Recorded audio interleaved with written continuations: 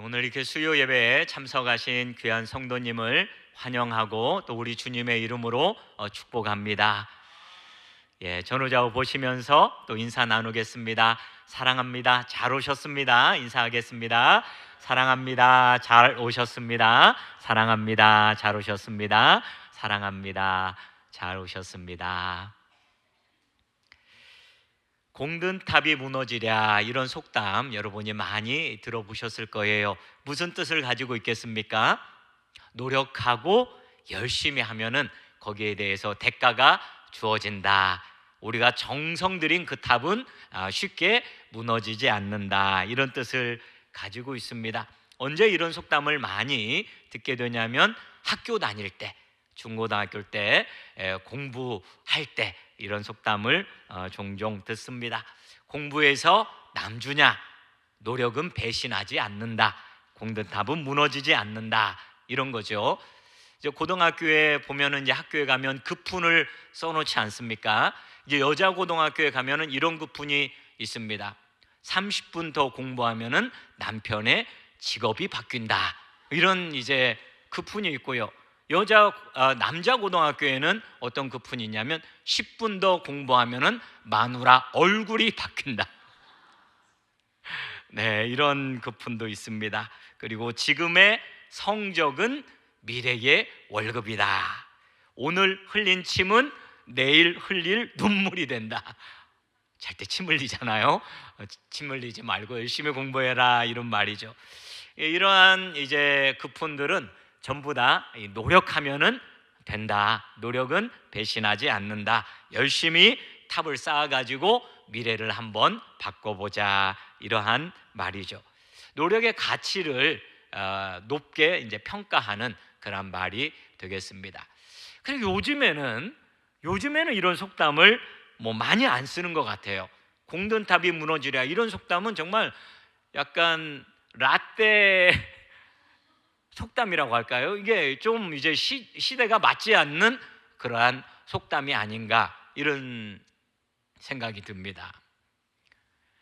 왜냐하면은 공든탑이 자주 무너지더라고요. 막상 보니까 노력이 배신을 당하는 그러한 일들을 우리가 사회생활하면서 많이 경험하게 되고, 특별히 이제 요즘 이 젊은이들은 노력해도 안 되는구나, 이 삼포 시대, 연애도 포기하고 결혼도 포기하고 출산도 포기하고, 노력해도 안 되니까 금수저를 물고 태어난 사람은 끝까지 금수저, 흙수저를 물고 태어난 사람은 끝까지 흙수저, 이렇게 되는 그러한 경향이 많이 있기 때문에 이제는 개천에서 용난다, 이러한 것은 거의 찾아보기가 힘들기 때문에 이러한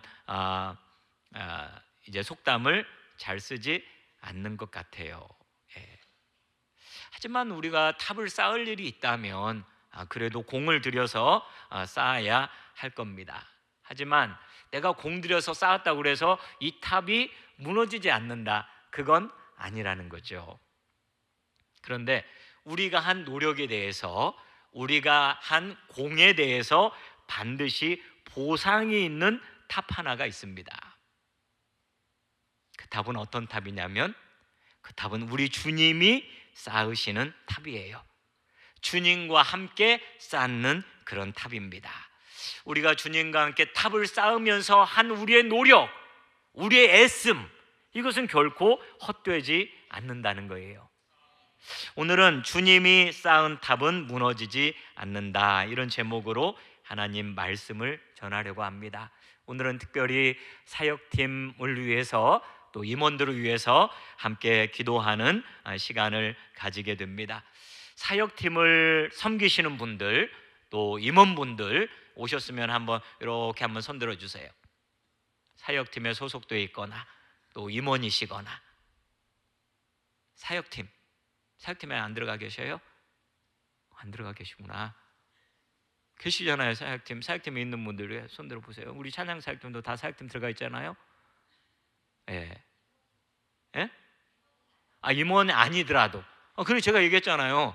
임원 말고 사역팀에 소속된 분들과 임원들 손들어 보시라고요. 네, 거의 대부분이 해당이 됩니다. 여러분의 수고가 무너져요, 안 무너져요? 무너지지 않는다.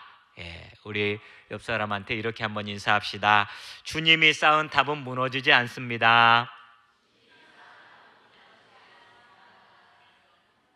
이렇게 한 번 더. 당신이 주님과 함께 쌓은 탑도 무너지지 않습니다.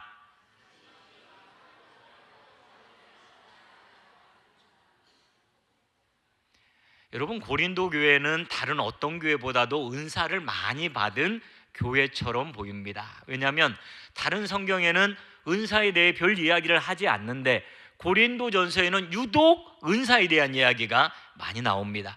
고린도전서 12장 은사장, 고린도전서 13장 사랑장, 고린도전서 14장 방언과 예언의 은사장, 이렇게 해서 무려 은사에 대한 게 이 3장이나 차지할 정도로 은사에 집중이 되어 있어요.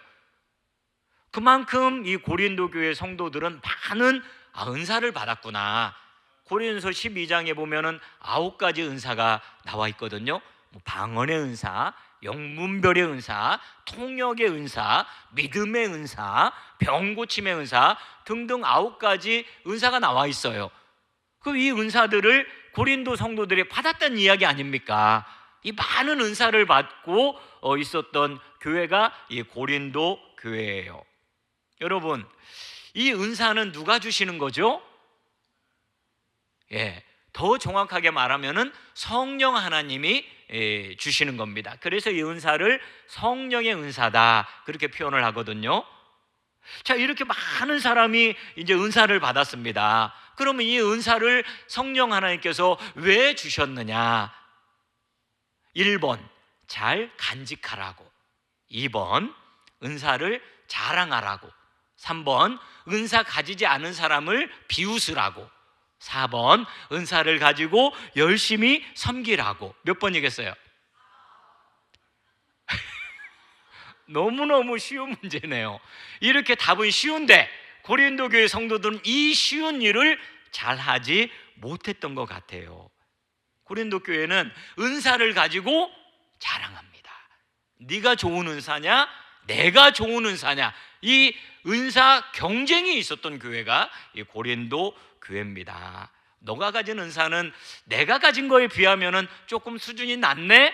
야, 이렇게 하면서 상대방을 무시하기도 하고 우월감을 가지기도 하고 이렇게 했단 말이에요. 그래서 은사가 많으면 교회가 막 더 부흥하고 견고하게 세워지고 그래야 하는데 은사 때문에 교회가 분란이 일어나는 거예요. 싸움이 일어나는 거예요. 냉랭해지는 거예요. 은사 때문에, 주님이 주신 은사 때문에 그렇게 됐다는 거예요.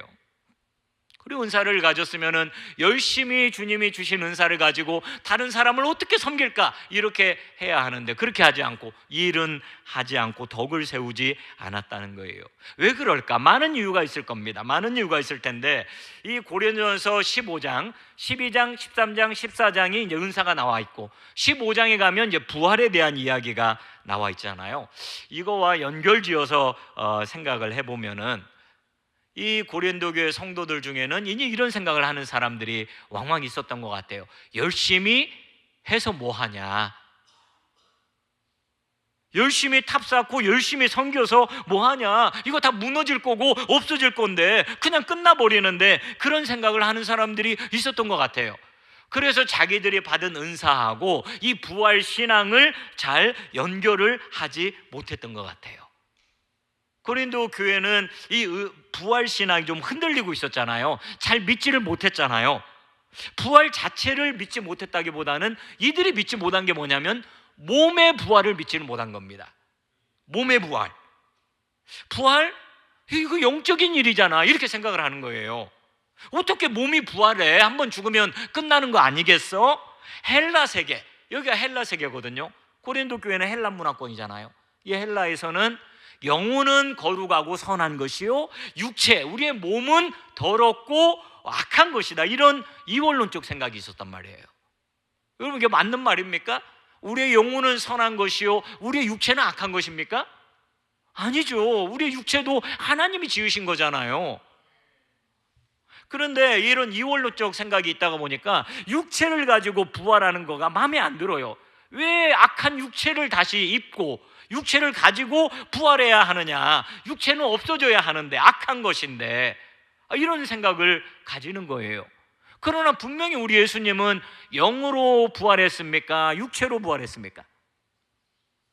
우리 주님은 나를 만져보아라, 영은 살과 뼈가 없지만은 나는 이렇게 살과 뼈가 있지 않느냐, 너 생선 먹고 있는 거 좀 줘봐라, 우둑우둑 우리 주님께서 씹어 잡수셨잖아요. 나는 몸이다, 내 몸이 부활했다, 그것을 우리 주님께서 증명해 보이셨잖아요. 도마가 이렇게 손을 집어넣으니까 손이 만져졌어요? 아니면 그냥 막 다 통과가 됐어요? 만져졌단 말이에요. 육체니까 뼈가 있고 살이 있고 피가 흐른단 말이에요. 그 육체의 부활을 하신 거거든요, 주님께서. 그러니까 여러분, 이 몸으로 하는 게 얼마나 중요한 거겠어요. 이 몸을 가지고 섬기고, 이 몸에 주신 은사를 가지고 봉사하고, 이 몸이 또 부활을 하고, 이 몸이 썩어 없어지는 게 아니라 부활하면 이 몸이 영원하단 말이에요. 이 몸으로 하는 이 봉사라는 게 얼마나 여러분 중요한 거겠습니까? 그래서 바울은 고린도 전서 15장이 부활장을 마치면서, 여러분 주 안에서 하는 수고, 여러분이 몸으로 하는 수고가 헛되지 않는다, 생각으로 영으로 하는 그런 수고가 헛되지 않는 게 아니라 몸을 가지고 섬기는 이 봉사가 헛되지 않는다, 이렇게 말을 하고 있는 거예요. 우리가 하는 이 봉사, 섬김, 이것이 없어지지 않는다는 거예요. 죽은 다음에 없어지느냐? 아니라는 거예요. 죽은 다음에도 내가 이 땅에 살면서 내 몸 가지고 한 그 봉사가 부활한 다음에도 남아있다는 거예요. 주님 안에서 한 수고가 헛되어 가지고 다 없어지고 무효가 되고, 그것이 아니라는 겁니다. 우리가 이런 확신을 가지고 주님과 함께 무너지지 않는 그러한 탑을 쌓기 위해서는 어떻게 해야 하느냐, 제가 세 가지로 한번 정리를 해봤는데요. 첫 번째는 승리를 주신 주님을 바라보라는 거예요. 뭐 해라? 승리를 주신 주님을 바라보아라. 57절 보세요. 우리 주 예수 그리스도로 말미암아 우리에게 승리를 주시는 하나님께 감사하노니. 여러분은 승리에 대한 확신이 있으세요? 나는 승리자야, 나는 승리할 거야, 나는 이길 거야, 여러분 확신이 있으세요? 여기에 말하고 있는 승리는 어떤 승리예요? 무엇에 대한 승리예요? 누구를 이기는 승리예요? 이 승리는요, 이 짜잘한 그런 승리가 아닙니다. 어제 아침 매주 토요일 마지막 아침, 토요일 네 번째 주, 이때는 이제 우리 교역자들 전투 체육의 날이에요. 우리가 건강을 위해서, 교제를 위해서 아침 7시에 나와가지고 이제 운동을 합니다. 한 달은 탁구, 한 달은 족구, 이렇게 이제 운동을 하거든요. 어제는 탁구 시합하는 날. 그래서 우리 교역자들이 두 팀으로 딱 나눠가지고 이제 탁구 시합을 합니다. 제가 속한 우리 팀이 3대4로 아깝게 진 거예요. 제가 앞에서 조금만 더 잘했더라면, 장모 목사를 내가 이기기만 했더라면 우리 편이 이기는 건데, 제가 요즘 실력이 많이 떨어졌어요, 안 치다 보니까. 예전에는 제가 우리 교역자들 중에서 탑이었거든요. 다 제 발 아래에 있었어요. 그런데 이제 교역자들이 막 실력이 늘어나가지고 제가 안 치다 보니까 잘 안 되는 거예요. 그래서 눈물을 머금고 이제 커피를 산 거예요. 이긴 팀은 막 세상을 다 얻은 것처럼 그렇게 하는 거예요. 왜냐? 지난달에 족구에서 완전히 졌거든요. 이번에 탁구에서 어쩌다 보고 이겨가지고 막 너무 좋아하는 거예요. 여기에 나온 승리는 그런 짜잘한 승리가 아닙니다. 여기에 나오는 승리, 어떤 승리냐면요, 55절과 56절의 말씀입니다. 사망아 너의 승리가 어디 있느냐, 사망아 네가 쏘는 것이 어디 있느냐. 같이 읽어보겠습니다. 사망이 쏘는 것은 죄요, 죄의 권능은 율법이라. 여러분이 바울이 말하고 있는 승리는 무엇에 대한 승리입니까? 뭐 체육대회에서 조금 이겼다, 그런 승리가 아니에요. 그런 승리가 아니라 무엇에 대한 승리냐면 사망에 대한 승리, 죄에 대한 승리, 율법에 대한 승리, 그런 승리를 말하고 있는 거예요. 여러분, 온 세상을 장악해온 가장 파워풀한 능력이 있는 게 바로 사망이었습니다. 사망이 오면은 누구든지 그 앞에 명함 내밀 수 없습니다. 영웅 호걸도 그 앞에 무릎을 꿇고, 제 아무리 갑부라고 해도 그 앞에 무릎을 꿇고, 건강해서 병원 한 번도 안 갔다고 샤신하는 그 사람도 이 앞에 무릎을 꿇고, 다 무릎을 꿇고 항복하면서 죽음이 끌고 가는 대로 가야 한단 말이에요. 이 강력한 승리자가 바로 사망인데, 사망에 대해서 여러분, 사망아 너의 승리가 어디 있느냐, 너가 쏘는 것이 어디 있느냐. 그러니까 이 승리는 무엇에 대한 승리? 사망에 대한 승리라는 거예요. 이 승리가 누구 거라고요? 이 승리가 우리 것이다. 우리가 죄와 죽음을 이긴 자들이다, 그렇게 말하고 있는 거예요. 그럼 이 승리는 내가 뭘 열심히 해가지고 쟁취한 승리냐? 그게 아니에요. 이 승리는 내가 받은 승리예요. 받은 것. 내가 열심히 해서 스스로 쟁취해낸 게 아니라 누군가 줘서 받은 승리다라는 거예요. 누가 그러면 그 승리를 우리에게 주셨습니까? 맞습니다. 여기 본문에 보니까 하나님이 우리에게 승리를 주셨다는 거예요. 이 죽음에 대한 승리의 각본을 짜신 분이 누구냐? 감독하신 분이 누구냐? 연출하신 분이 누구냐? 우리 하나님이시라는 거예요. 우리에게 이 죽음에 대한 승리를 주는 그 모든 과정을 우리 하나님께서 다 교육하십니다. 근데 하나님 혼자 다 하신 건 아니에요. 하나님이 다 연출하고 감독하고 다 하셨는데 그 각본을 실행에 옮기신 분이 계셔요. 그분이 누구예요? 우리 예수님이에요. 그래서 본문에서 우리 주 예수 그리스도로 말미암아. 그래서 이 승리는 하나님 우리에게 직접 준 것이 아니라 누구를 통해서? 예수 그리스도를 통해 가지고 우리에게 주신 거예요. 여러분, 사망에 대한 승리를 믿으십니까? 여러분, 이 승리는 내가 쟁취한 것이 아니라 누가 주셨다? 우리 하나님께서 주셨다는 거예요. 내가 열심히 해서 얻은 거라면, 내가 열심히 안 하면 패배할 거 아니에요. 근데 그게 아니에요. 우리 하나님께서 우리에게 주셨다는 거예요. 그러니까 여러분, 이 승리가 취소될 수 있을까요? 취소가 안 된다는 거예요. 이건 취소가 안 돼요. 승리를 주신다고 할 때, 여러분, 주신다 이 단어, 이 시제가 뭔지 알아요? 주신다 무슨 뜻이에요? 무슨 시제입니까? 이게 과거입니까? 미래입니까? 현재입니까? 현재죠. 현재 시제잖아요. 부활이라는 것은 여러분 죽고 난 다음에 벌어질 일인데 미래 시제가 되어야 하는데, 이걸 갖다가 현재 시제로 주신다. 지금 사망에 대한 승리를 우리에게 주셔가지고 우리가 그것을 가지고 있다, 안 가지고 있다? 가지고 있다는 거예요. 할렐루야, 할렐루야. 그래서 막연한 일이 아니고 불확실한 그런 일이 아니고, 지금 내가 손안에 무엇인가를 쥔 것이 확실한 것처럼 우리 주님께서 우리에게 승리를 주셨다는 거예요. 그러니까 이것을 빼앗아갈 자가 있겠습니까? 없겠습니까? 아무도 이것을 빼앗아갈 자가 없어요. 요한복음 10장 28절에 보니까 내가 그들에게 영생을 주노니 영원히 멸망하지 아니할 터이요 또 그들을 내 손에서 빼앗을 자가 있느니라 없느니라? 없느니라. 주님이 우리를 붙잡고 있는데 주님의 손에서 누가 그걸 빼앗아갈 수 있겠습니까? 주님이 주신 승리를 누가 빼앗아갈 수가 있겠습니까? 아무도 그것을 빼앗아갈 수가 없어요. 우리가 주님의 일을 하고 주님의 몸된 교회를 섬기다 보면은 여러 가지 어려운 일도 만나게 됩니다. 오해를 받을 때도 있고요, 열심히 했는데도 남이 알아주지 않을 때도 있고요, 억울한 일 당할 때도 있고 지칠 때도 있고. 저는 그럴 때가 있겠어요, 없겠어요?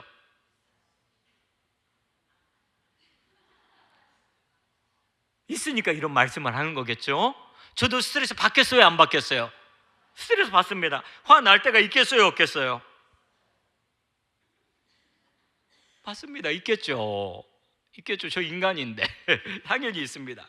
여러분, 그럴 때 나를 스트레스 받게 한 사람, 화나게 한 사람, 나를 짜증나게 한 사람, 억울하게 한 사람, 그 사람만 계속해서 묵상하면 되겠어요, 안 되겠어요? 안 됩니다. 제가 아까 찬양할 때도 그랬습니다. 하나님, 묵상을 끊게 하옵소서. 묵상을 끊고 이 시간 예배하게 하옵소서. 여러분, 계속해서 그런 상황만 계속해서 묵상하고 짜증나게 한 사람 계속해서 묵상하고 거기에 대해 대처하지 못하는 나를 계속해서 묵상하게 되면은 스트레스는 계속 커지고 짜증은 계속 커지고 나도 알지 못하는 암덩어리가 안에서 막 자라나는 거예요. 그때 여러분, 우리는 우리를 승리하게 하시는 하나님을 바라보아야 합니다. 우리 주님께서 나를 승리하게 하셔서 여러분, 우리가 승리한다는 거예요. 여러분이 죽음에 대해서 승리한다는 게 뭘 의미하는 겁니까? 죽음이 가장 강력하잖아요. 죽음이 가장 강력한데 그 죽음을 승리할 수 있다면 나머지 것들, 스트레스, 염려, 걱정 이런 거에 대해서도 승리한다는 얘기예요? 승리를 못한다는 얘기예요? 승리한다는 거예요. 가장 강력한 게 죽음인데 우리 주님께서 그 죽음을 승리하게 하셨다면 그 죽음 밑에 그 쪼무레기들은 당연히 우리가 이겨낼 수가 있다는 거예요. 믿습니까? 섬기다 봉사하다가 힘들면 우리 주님 바라보아야 합니다. 괴로울 때 주님의 얼굴 보라. 평화의 주님을 바라보아라. 세상에서 시달린 친구들아, 위로의 주님 바라보아라. 눈을 들어 누구를 보라?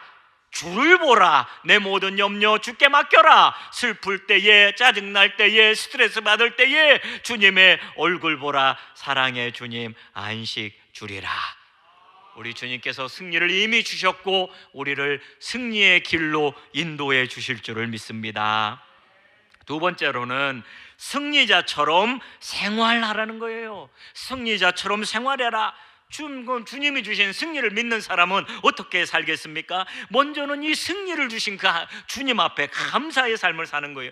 어떻게 나한테 이런 걸 주셨습니까? 내가 제일 무서워하는 게 죽음이고 내가 제일 해결할 수 없는 게 죽음이고 절대로 내가 이길 수 없는 게 죽음인데 이 죽음 앞에 내가 항복하고 무릎 꿇을 수밖에 없는데 이 죽음에 대해 나에게 승리를 주시다니요, 오늘 현실적으로 내가 그것을 이기게 하시다니요, 그러면서 주님 앞에 감사하는 거예요.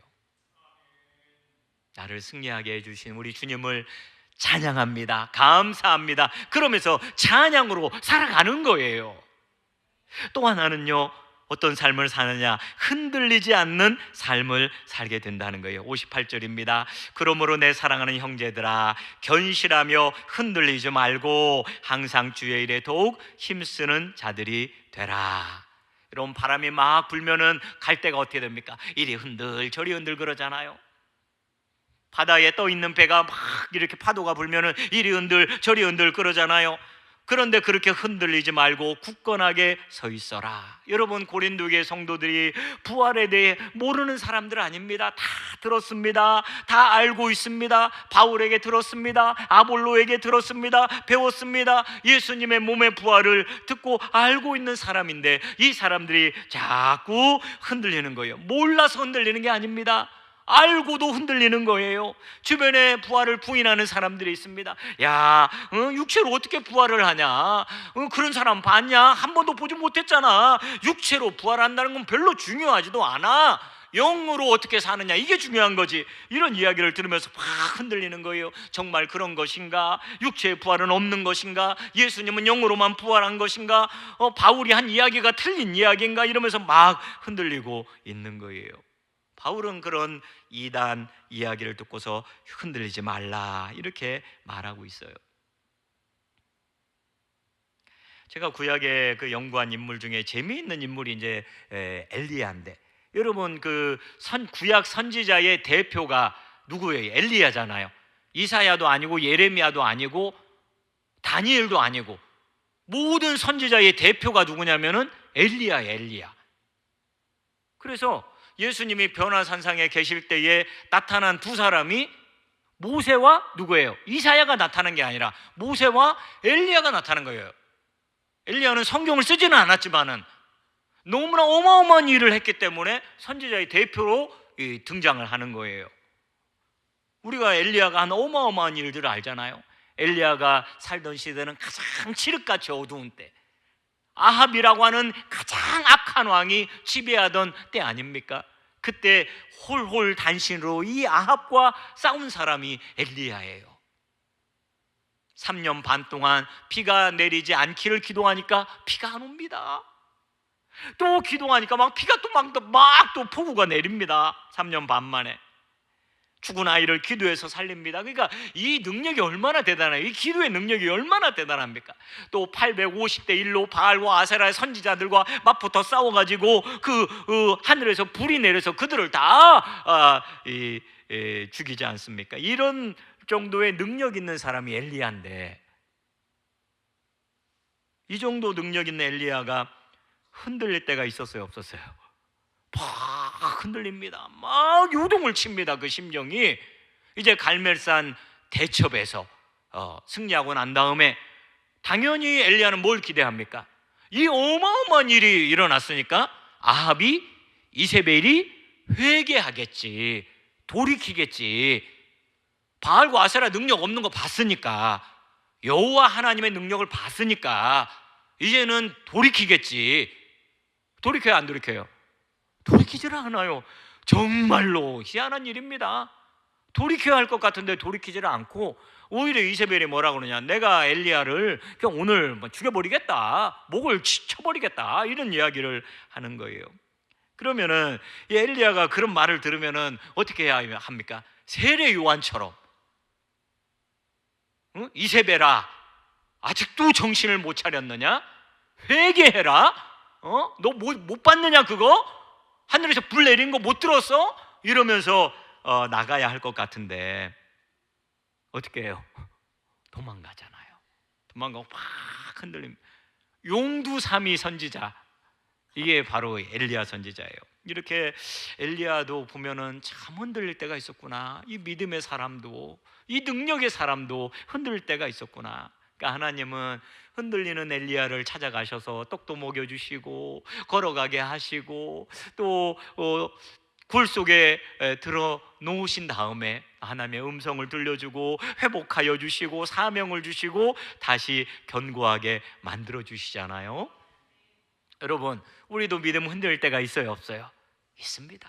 우리도 흔들릴 때가 있어요. 우리의 믿음이 흔들립니다. 봉사가 막 흔들립니다. 우리의 헌신이 막 흔들립니다. 그러나 우리 주님께서 다시 한번 흔들리는 우리를 견고하게 해 주실 것을 믿습니다. 그 주님의 일을 다시 감당하게 해 주신다는 거예요. 제가 좋아하는 잠언 말씀 중에 24장에 보면 이런 말씀 있잖아요. 대저 의인은 7번 넘어질지라도 다시 일어나려니와 악인은 재앙으로 말미암아 넘어지느니라. 아멘. 여러분, 7번 넘어져도 8번째 일어난다. 7.8기잖아요. 여러분, 근데 왜 7번이라고 했을까요? 6번 넘어져도 7번 일어난다, 9번 넘어져도 10번 일어나는데 이렇게 하지 않고 왜 7번 넘어져도 8번 일어나느니라, 7번 넘어져도 일어난다고 했을까요? 7이라는 숫자 무슨 뜻이에요? 완전을 뜻하거든요. 7번 넘어졌다는 얘기는 완전히 꼬꾸라졌다는 얘기예요. 완전히 무너졌다는 얘기예요. 일어날 수 있다, 없다? 일어날 수가 없다, 이 말이에요. 완전 수기로 7번 넘어졌으니까 그 인생 끝났다는 거예요. 이제 더 이상 소망이 없다는 거예요. 그런데 일어난다, 못 일어난다? 의인은 7번 넘어질지라도 다시 일어나게 된다는 거예요. 예. 여기 앞에 서 있는 저도 넘어질 때가 참 많이 있는 것 같아요. 7번 넘어지는 게 아니라 막 70번씩만 넘어질 때도 있는 것 같아요. 그래서 제가 어떻게 하느냐, 제가 넘어지고 가만히 내가 뭐 이렇게 또 넘어졌는데 야, 나는 구제불능이구나, 이렇게 제가 하지 않습니다. 저 어떻게 하느냐, 넘어졌다가 또 일어납니다. 믿습니까? 이 오늘 저 설교하는 윤 목사는 넘어지지 않는 윤 목사가 아니라 다시 일어나는 윤 목사입니다. 넘어지지 않고 완전한 윤 목사가 아니라 넘어졌다가도 또 일어나고 넘어졌다가도 또 일어나는 그런 사람인 거예요. 왜냐, 하나님이 그렇게 만들어 주시기 때문에. 흔들렸다가도 다시 내 발을 반석 위에 세워주시기 때문에. 여러분도 마찬가지 아니겠어요? 우리 하나님은 여러분이 흔들리지 않기를 원합니다. 강하기를 원합니다. 그러나 흔들렸다고 해서, 넘어졌다고 해서 너무 낙심하면 돼요, 안 돼요? 안 됩니다. 다시 우리 주님께서는 나를 일으켜 세워주신다, 믿음을 가지고 일어서야 하는 거예요. 봉사하다가 여러분 흔들리기도 하고 임원으로 섬기다가 넘어지기도 하고 여러분 그 자리에 계속해서 엎어져 있지 않기를 바랍니다. 우리 주님께서 나를 다시 세워주신다 믿음으로 일어날 수 있기를 바랍니다. 하지만 여러분, 우리 주님께서 넘어졌다가 일어나는 걸 더 기뻐하겠습니까? 아니면 넘어지지 않는 걸 더 기뻐하겠습니까? 맞습니다. 우리 주님이 이미 능력을 주셨으니까 그 능력을 활용해서 넘어지지 않기를 바라시는 거죠. 아버지가. 아이가 넘어졌다 일어나는 것도 얼마나 예쁩니까? 그러나 안 넘어지고 계속해서 걸어가고 달려가고 이러는 걸 더 부모님이 기뻐하시는 것과 똑같은 거예요. 그래서 흔들리지 않는 것이 더 좋습니다. 작은 일 가지고 막 이리 흔들 저리 흔들. 지난주 오후 예배 때 그 원로 목사님이 삐치지 말라. 뭐 하지 말라? 삐치지 말라. 권사는 삐치지 말라. 장로는 삐치지 말라. 목사는 대범해가지고 좀 삐치지 말라. 그런 말씀하셨잖아요. 오늘 사역팀 임원들 나왔는데 임원들 삐치면 되겠어요? 안 되겠어요? 안 됩니다. 대범해가지고 좀 넘어지지 않고 웬만한 이야기 들은 거 가지고는 내가 서운하다 상처받았다 그러지 말고 담대하게 또 견고하게 이겨낼 수 있기를 바랍니다. 마지막 세 번째로 우리 수고가 헛되지 않은 줄을 믿으면서 항상 주의 일에 힘쓰라 이렇게 말하고 있습니다. 한번 따라서 할까요? 항상 주의 일에 더욱 힘쓰라. 여러분 여기 보면 바울이 강조하는 게 좀 느껴집니까? 바울이 주의 일에 힘쓰라 이렇게 말하지 않고 강조하잖아요. 58절 다시 보세요. 그러므로 내 사랑하는 형제들아 견실하며 흔들리지 말고 항상 주의 일에 더욱 힘쓰는 자들이 되라. 주의 일에 힘쓰되 언제 힘쓰라? 항상 힘쓰라. 주의 일에 힘쓰되 어떻게 힘쓰라? 더욱 힘쓰라 강조하고 있잖아요. 여러분 주님의 일을 하기에 가장 좋은 나이는 언제예요? 가장 좋은 나이는 40대? 50대? 70대? 바로 지금이다. 예. 주님의 일을 하기에 가장 좋은 때는 바로 지금이다. 그럼 주님의 일을 할 때 은혜 충만할 때가 주님의 일을 하기 좋은 때예요? 은혜가 충만하지 않을 때가 주님의 일을 하기 좋은 때예요? 충만할 때도 주님의 일을 할 때, 충만하지 않을 때에도 주님의 일을 할 때. 여기 보니까 뭐라고 나와 있어요? 항상이잖아요. 항상. 충만할 때만 해라 그러지 않으셨네요. 항상 해라. 예. 제가 이제 대학교 다닐 때 이제 고등부 교사로 봉사를 했었거든요. 제가 이제 고등학교 때 받은 은혜가 많잖아요. 제가 고등학교 때 많은 은혜를 또 체험을 했고 받았기 때문에 내가 고등부를 하면은 저는 잘할 자신이 있었습니다. 예, 우리 고등부 우리 반을 제가 잘 섬기고 잘 교육하고 이럴 자신이 있었어요. 그런데 하루는 저희 반에 한 명도 안 오는 거예요. 우리 반 아이가 한 명도 안 온 겁니다. 고등부 역사상 그런 일은 거의 없었어요. 한 명도 제 반 아이들이 친구들이 안 왔어요. 그래서 부장 집사님하고 저하고 이렇게 둘이 앉아가지고 이렇게 이야기를 나누고 있었습니다. 그런데 얼마나 이 등 이쪽 뭐라고 그러죠? 뒷골이라고 하죠? 여기가 막 따가운지 모르겠어요. 그 왜 저기 윤 선생님은 공과 공부를 안 하고 왜 저기 부장 집사님하고 놀고 있지? 막 이렇게 저한테 얘기하는 것 같은 거예요. 너무 창피한 거예요. 한 명도 안 나와가지고. 그래서 제가 나는 고등부의 교사하고는 안 맞는 거구나 이렇게 제가 생각을 하고 연말 되면은 내가 고등부 교사를 때려치야겠다 그렇게 내가 결심을 했어요. 그리고 이제 나는 선생님 은사가 없으니까 그만둬야겠다 이렇게 생각했는데 이제 우리 고등학교 우리 동창 중에 총신대학교 들어가서 전도사로 이제 그때부터 섬기는 우리 친구가 있었어요. 그래서 그 친구한테 야 나는 이제 고등부 교사 이제 그만둘 거야 이렇게 하니까 그 친구가 뭐라고 그러냐면은 이런 얘기 하는 거예요. 야 영배야 교사는 평생 하는 거야. 근데 그 말이 저는 너무 충격적이었어요. 왜냐하면 그때까지 저는 내가 여건이 되면 섬기는 거고 여건이 안 되면 안 하는 거지. 내가 하고 싶으면 하는 거고, 봉사를 안 하고 싶으면은 그거 안 해도 되는 거지. 선택권이 저에게 있는 줄 알았어요. 이 봉사에 대한 선택권은 내게 있다, 이렇게 생각을 했는데, 그 친구가, 형배야 몰랐어? 이 교사는 평생 하는 거야. 죽을 때까지 하는 게 교사야. 저는 그게 너무 충격적이었어요. 제가 그 이야기를 들었던 그 장소까지 기억이 나요. 교회 앞에서 내가 들었던 그 장소까지 기억이 날 정도로 그게 너무 충격적이었던 거예요. 내 이제 봉사에 대한 생각을 바꿔주는 하나의 그 전환점이 된 거죠. 아이들이 좀 말을 안 들어도, 때로는 아이들이 안 나와도 그래도 해야 하는 거구나, 제가 그때 깨달았어요. 그리고 다음에 제가 또 교사로 지원을 했습니다. 지원을 하고, 저는 이제 고향이 군산이잖아요. 명절에 군산 내려가야 하잖아요. 방학 때 군산 내려가야 하잖아요. 군산에 내려갔다가 토요일이면 올라왔어요, 제가. 그래서 1년 52주 한 주도 빠지지 않고 교사로 제가 섬겼어요. 그때 서울에 사는 사람들도 빠지는 경우가 있잖아요.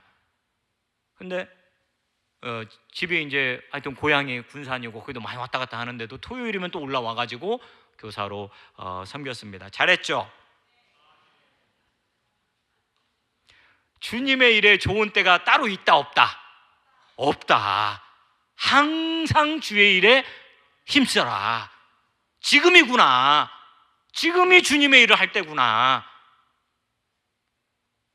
어떤 장로님이 은퇴하시면서 이런 이야기를 하셨습니다. 저는 은퇴한 후에 기도사역팀 모교 합심기도에 들어가 기도하겠습니다. 새벽 기도도 계속 진행하겠습니다. 성경 필사를 해보겠습니다. 남영교회 일원으로 주신 사명을 끝까지 감당하겠습니다. 저희 얼마나 은혜 받았는지 몰라요. 은퇴했으니까 좀 쉬겠습니다, 이런 게 아니고, 은퇴하더라도 우리가 남현교회 내가 공동체를 위해서 끝까지 내가 할 수 있는 일이 뭐냐, 이걸 찾아가지고 내가 감당하겠다라는 거예요. 저와 여러분도 이런 마음을 가지고 항상 주님의 일에 끝까지 힘쓰기를 축복합니다. 바울은요, 더욱 힘쓰라고 말해요. 더욱 힘쓰라. 지금 쏟는 열정보다도 더 노력해서 애를 쓰라는 거예요. 주님의 일에 그렇게 해보라는 거예요. 여러분, 세상 기업이랄지 세상 직장 다니는 사람들 얼마나 노력합니까? 작년보다 매출을 더 높이기 위해서, 지난달보다 더 성과를 높이기 위해서 얼마나 열정을 쏟습니까? 주님의 일을 할 때 그렇게 하라는 거예요. 열정을 가지고 열심을 쏟아서 더욱더 하라는 거예요. 주님의 일을 어떻게 하면 잘할 수 있을까 연구하라는 거예요. 주님의 일을 어떻게 하면 또 할 수 있을까 시간을 투자하고, 주님의 일을 위해서 서로 모여서 지혜를 구하고 회의하고, 주님의 일을 잘하기 위해서 모여서 기도하고, 이렇게 하라는 거예요. 여러분, 이렇게 해야 하는 이유는, 이렇게 하는 주님의 일에 대한 그 노력은 헛되지 않기 때문이라는 거예요. 절대로 이 애씀이 헛되지 않는다는 거예요. 세상 일은 하다가 그냥 노력한 대로 되지 않을 수도 있고 망할 수도 있고 그러지만은, 주님의 일은 망하는 법이 없다는 거예요. 당장 눈에 보이는 열매만 말하는 건 아니에요. 우리 전도사역팀도 여기 와 계시지만은, 우리 전도사역팀이 매주 수요일마다 개봉 사거리에서 교회 앞에서 아파트 돌아다니면서 전도하고 그런다고 해서 그 사람들이 금방 남영교회시군요, 다음 주에 제가 교회 가겠습니다, 할렐루야, 이러면 얼마나 좋겠어요. 근데 그런 사람이 그냥 가뭄에 콩 나듯이 그냥 가뭄에 콩만 나도 감사한 일이에요. 금방 무슨 열매가 맺히지는 않습니다. 그러나 우리 부활하신 주님께서 우리와 함께 탑을 쌓아 가고 계신다는 것을 믿으시길 바랍니다. 말씀을 마무리하겠습니다. 여러분, 우리 주님이 쌓은 탑은 무너지지 않고, 주님이 쌓으시는 그 탑에 동참해서 우리가 애쓰고 노력하면은 그 탑도 무너지지 않는다는 거예요. 그러므로 우리는 이 승리를 주시는 주님을 바라보기를 바랍니다. 승리자가 된 것처럼 감사하고 또 흔들리지 말기를 바랍니다. 흔들렸다가도 다시 제자리로 돌아와서 견고하게 서기를 주님의 이름으로 축복합니다. 항상 더욱 주의 일에 힘쓰는 자가 되기를 바랍니다. 언젠가 우리 주님께서 아마 어떤 탑으로 제가 형상화를 했지만은 주님께서 우리에게 탑을 보여주실 거예요. 너가 쌓은 부분이 이 부분이구나. 너가 내가 준 달란트를 가지고 너가 섬기면서 조금 이렇게 쌓아간 부분이 바로 여기란다. 여기 때문에 이 탑이 이렇게 흔들리지 않고 완성될 수 있었던 거야. 잘했구나. 이러면서 우리를 칭찬해 주실 줄을 믿습니다. 그날을 바라보면서 묵묵하게 주님의 일에 더욱 힘쓰는 자들 될 수 있기를 주님의 이름으로 축복합니다.